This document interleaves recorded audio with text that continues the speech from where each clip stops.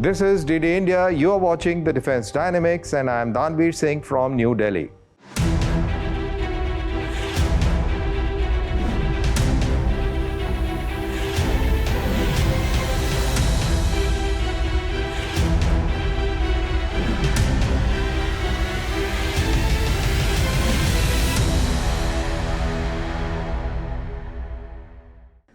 The Indian Army is using a variety of all-terrain vehicles, also known as the ATVs. They are used for operations as well as the logistics, be it in the mountains, deserts, forests, or the snow-bound Himalayas. Today we'll uncover some of the fascinating ATVs in use by the Indian Army.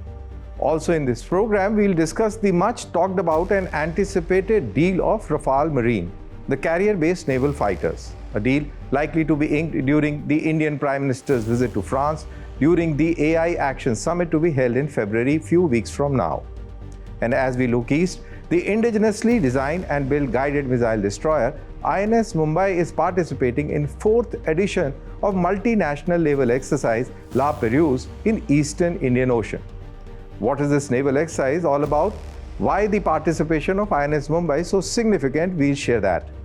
On the other side, Armenia is set to acquire Trajan 155mm towed artillery gun system, a major defense system. Developed jointly by India and France, has bagged an export order from a third nation showcasing the potential of co-development and Indian low-cost manufacturing. All this and much more in next 30 minutes, but before that, the global defense headlines this week. A French maritime patrol aircraft was an object of intimidation attempt this week by Russian military's S-400 air defense radars, who painted it as a target like one just before an attack over the Baltic Sea. France called this incident unacceptable. The Philippines Navy said its warships held exercise this week in South China Sea as part of an effort to assert sovereign rights over waters claimed by Beijing. As the world military scientists grapple with the drone challenge, India's Solar Group tested kinetic drone swarm system earlier this week. This is a micro-missile system called Brahmastra.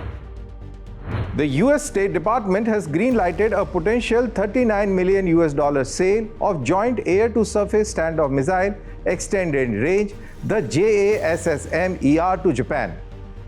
But before we go on to the main stories, let me explain what these headlines mean.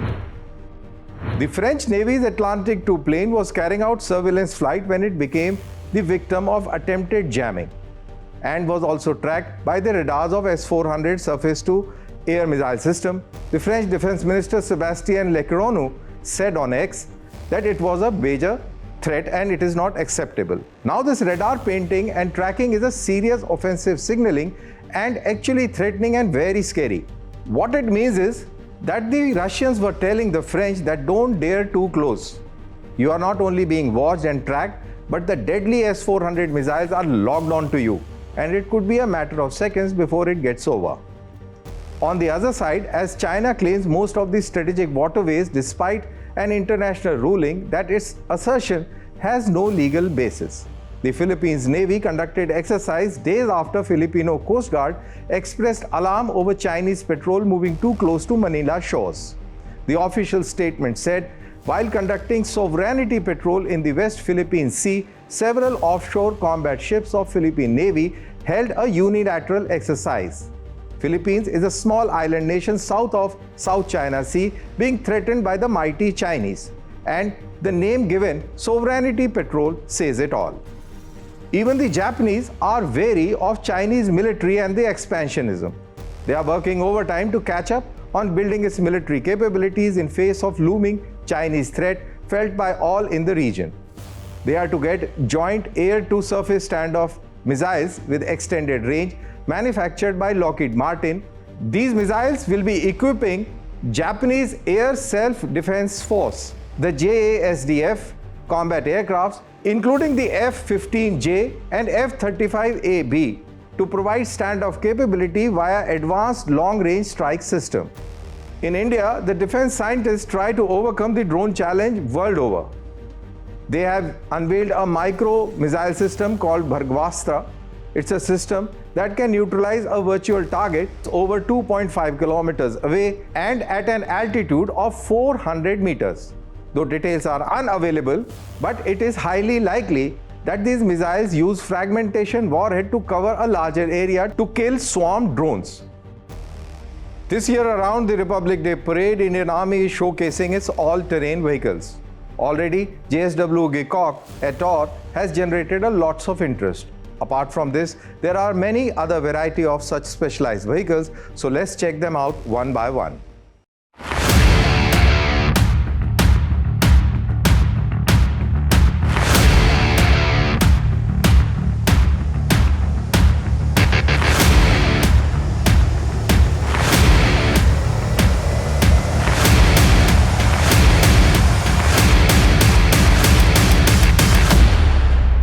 The Indian Army operates in some of the world's most challenging terrains, including the snow-covered Himalayas, arid deserts, dense forests, and rugged high-altitude areas.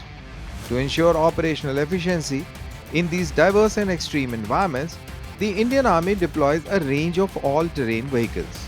These vehicles play a crucial role in transporting troops, equipment, and supplies, as well as providing mobility in remote areas where conventional vehicles cannot operate. The all-terrain vehicles are designed to navigate difficult terrains, including snow, sand, mud, and rocky landscape. Their robust construction, specialized tires, and advanced suspension systems make them indispensable for military operations. They enable rapid deployment of personnel and resources, which is essential for maintaining security and responding to emergencies.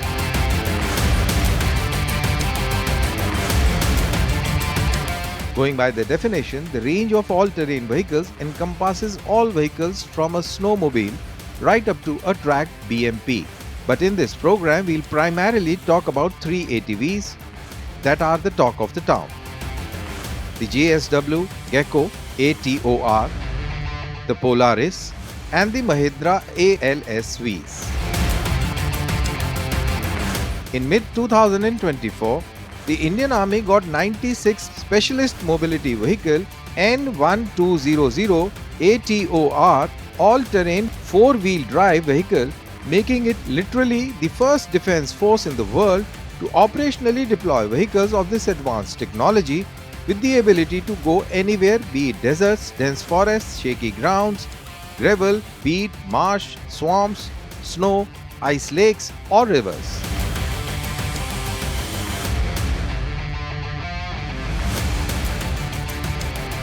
The standout feature of this amphibious vehicle is its ability to break through ice and swim before transitioning back onto the land, making it exceptionally versatile in challenging environments.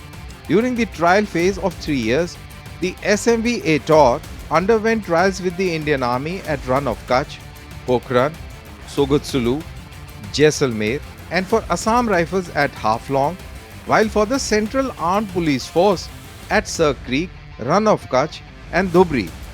Besides, the Indo-Tibetan Border Police Force tested it at Pugongso Lake.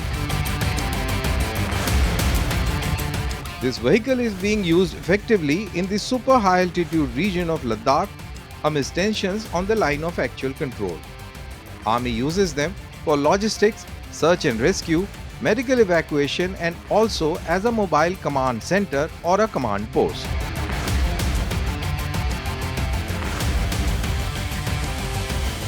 Another very fascinating ATV of the Indian Army is the Polaris. This ATV can be used in various kinds of terrains and fields, particularly in mountains, arid deserts, mud flats, and even snowy terrains. The Polaris is an extremely lightweight vehicle, therefore it can be conveniently airlifted and can also be used for transportation of troops from one place to another. The Polaris ATV boasts of a seating capacity of 6 individuals and can also be integrated with a light machine gun at the rear end. Moreover, the Polaris does not have any armor on its exterior due to its lightweight design. The main objective of this ATV is to transfer troops from point A to point B as quickly as possible. These ATVs boast superior suspension performance, which helps the troops in maneuvering this vehicle even at 60 degrees elevation and 45 degrees depression. That means they can climb a hill with a steep slope of 60 degrees and can descend down the slope, which is 45 degrees. These vehicles are well adapted for special missions by small teams, both in conventional and counter-terrorism operations in rugged terrains. The third ATV under discussion is the Mahindra ALSV that has been designed to comply with Indian Army's future requirements of a light armored tactical vehicle. The ALSV comes in several variants, that is, a 6 or an 8-seater armored protection vehicle, light armored ambulance, command and control vehicle, and ammunition carrier variants. The ALSV offers ballistic protection of STAGNAG Level 1 upgradable to STAGNAG Level 2, which means that STAGNAG Level 2 can stop a range of ammunitions including 7.62 into 51 mm NATO caliber and also the heavy caliber 50 BMG rounds. The ALSV offers ballistic protection against IEDs, hand grenades, and anti-personnel mines, which makes it ideally suited for patrolling in high-intensity combat zones.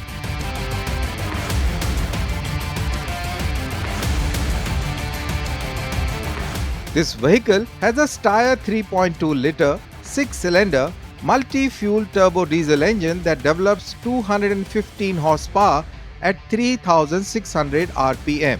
It has a load-bearing capacity of 400 kgs. The ALSV can also be integrated with Milan ATGM launchers, grenade launchers, and medium machine guns. Future plan of the vehicle also includes integrating loitering munitions.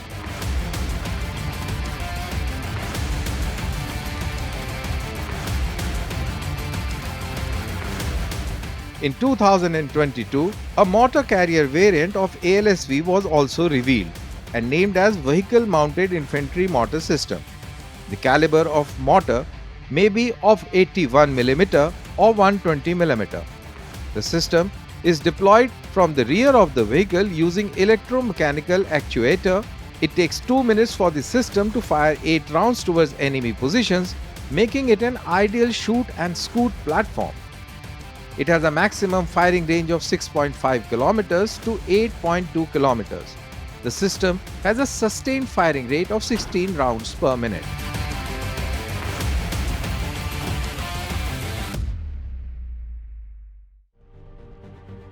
As per the media reports, it is likely that 2 large defense deals between France and India are signed when Prime Minister of India, Mr. Narendra Modi, is visiting France for AI Action Summit in month of February.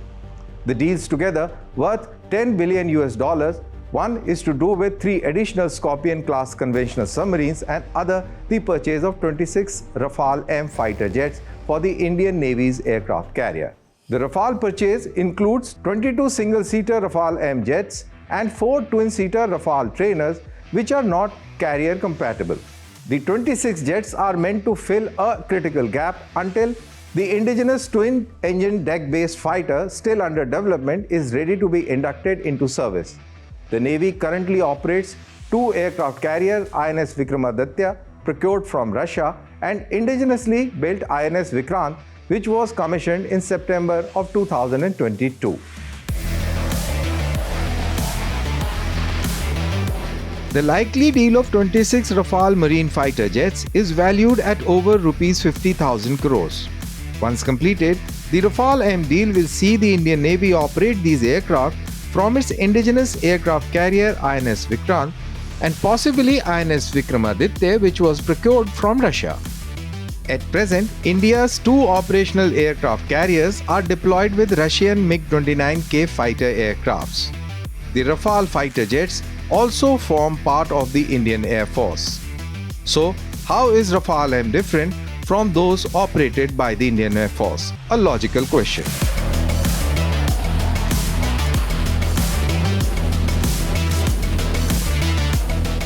Well, French completed the delivery of all 36 Rafale jets to the Indian Air Force in December of 2022 under a Rs 59 crore government-to-government deal signed in September of 2016. For its Navy, India chose the Rafale M over American-made Boeing F/A-18 Super Hornet. A key advantage to Rafale M is its commonality with the Indian Air Force Rafale jets, which can lower costs related to spares and maintenance. According to Dassault Aviation, the aircraft's manufacturer, the Air Force single-seat Rafale C, the Air Force two-seat Rafale B, and the Navy single-seat Rafale M feature maximum airframe and equipment commonality and very similar mission capabilities.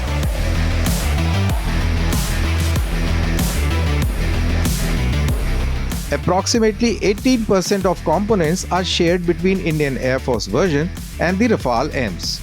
All Rafale variants belong to the 4+ generation of fighter aircrafts, incorporating advanced avionics and some features typically found in the 5th generation jets. The Rafale M is a single-seat aircraft capable of executing wide range of missions including deep strike, air defense, and reconnaissance. Dassault Aviation describes Rafale M like its IAF counterpart as an omni-role aircraft capable of conducting air-to-air and air-to-ground missions simultaneously.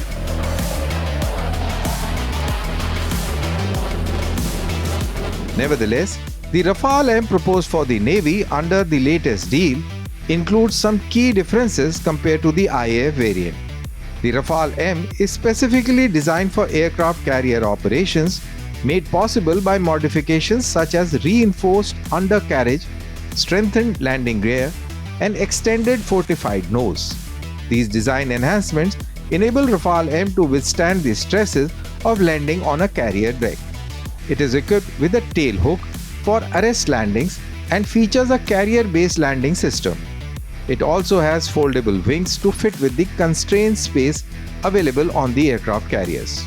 The Rafale M is slightly heavier than the Air Force variant due to these modifications.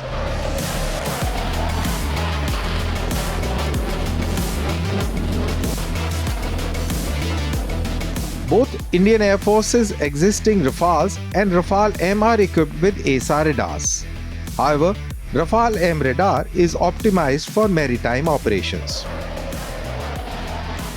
Both variants also share the Thales Spectra internal electronic warfare system, which is also tailored for maritime applications on the Rafale M. Both the Air Force and the naval variants can carry a common suite of armaments, including the long-range Meteor air-to-air missile, Mica air-to-air missile, Hammer air-to-surface standoff weapon, Scalp long-range standoff missile, AM-39 Exocet anti-ship missile, and laser-guided bombs.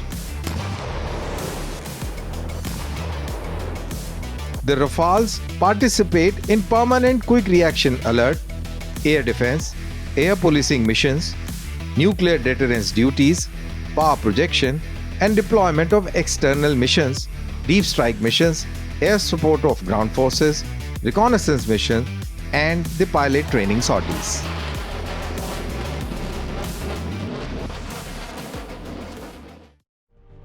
The indigenously designed and built guided missile destroyer INS Mumbai is participating in 4th edition of multinational exercise La Perouse. This edition will witness participation of personnel and various ships and submarines from various maritime partners from the navies of Australia, France, United States, Indonesia, and the Malaysian Navy. Also, Singapore Navy and Canadian Navy will be participating in this multinational exercise.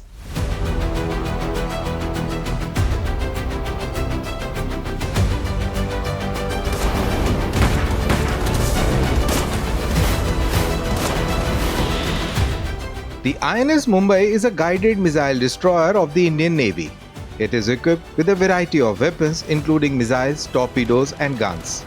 It carries 8 supersonic BrahMos cruise missiles, 32 Barak 1 surface-to-air missiles, 2 Sthil surface-to-air missile systems with 48 missiles, 2 RBU 6000 launchers, quintuple 533 mm torpedo tubes, and 2 rails of depth charges.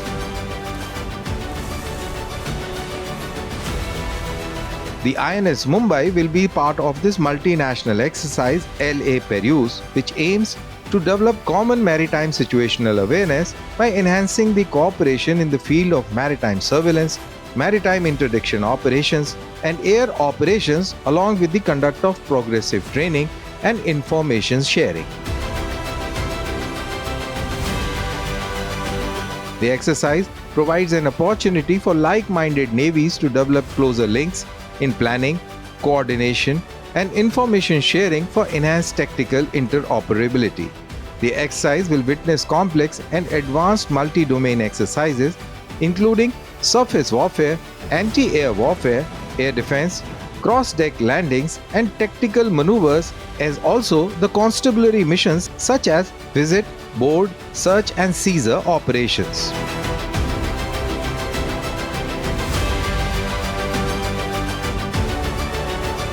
The participation of Indian Navy in the exercise showcase a very high levels of synergy, coordination and interoperability between the like-minded navies and their commitment to a rule-based international order in the maritime domain. This visit, in consonance with India's vision of Sagar, that is security and growth for all in the region, is to enhance maritime cooperation and collaboration for safer and secure Indo-Pacific region. Armenia has chosen India's Trajan 155 mm towed artillery system, reports the Economic Times. This marks a deeper defense collaboration between India and Armenia. Armenia has selected India as a key partner not only for supplying of artillery but also a wide range of advanced defense technologies, including rockets, radars, and missile systems. This partnership is indicative of growing strategic relationship between the two countries in the defense sector. Armenia has been focused on modernizing its military forces in response to evolving regional security challenges, particularly in the context of proximity to unresolved Nagorno-Karabakh conflict and the ongoing tensions with Azerbaijan.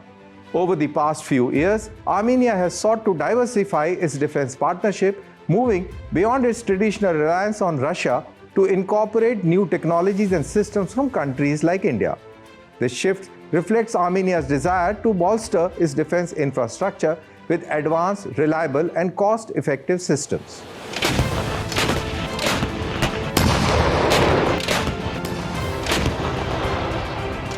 The 155 mm 52 caliber TGS has been developed in collaboration with KNDS France for the Indian Army. This solution, built on well-proven and mature platforms, benefits from high reliability and technological advances to become most advanced 155 mm 52 caliber towed gun systems. It has a range of more than 40 kilometers using the ERFB base bleed and more than 55 kilometers with a rocket-assisted ammunition. The rate of fire is 3 rounds in less than 30 seconds, 12 rounds in less than 3 minutes, and 42 rounds in less than 60 minutes. The selection of India's Trajan 155 mm towed howitzer represents a significant step in Armenia's artillery modernization. It also highlights India's growing influence as a supplier of advanced military technologies in the region.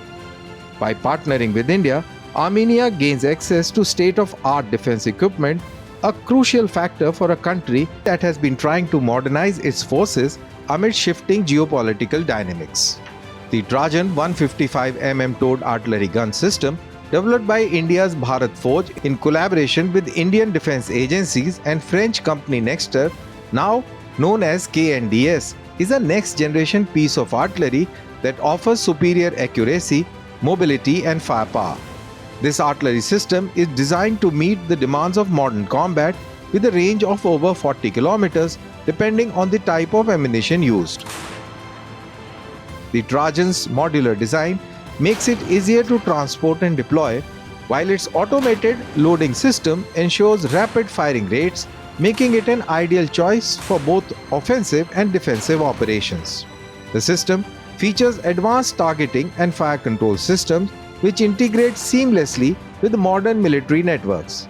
This ensures that artillery units can effectively engage targets with precision, even in fast-paced and complex combat environments. The Trajan 155mm also benefits from high level of mobility, which is critical factor for artillery units deployed in terrain that demands both speed and firepower. For Armenia, the induction of Trajan howitzer enhances its artillery capabilities, which are crucial for defending its borders and maintaining deterrence in the region. Additionally, it complements Armenia's existing artillery system, strengthening its overall firepower support and operational flexibility. With this, we come to the end of this episode. See you next week with new stories and their analysis. Thanks for watching, and do post your comments on social media with #DD with Danveer. Goodbye and take care.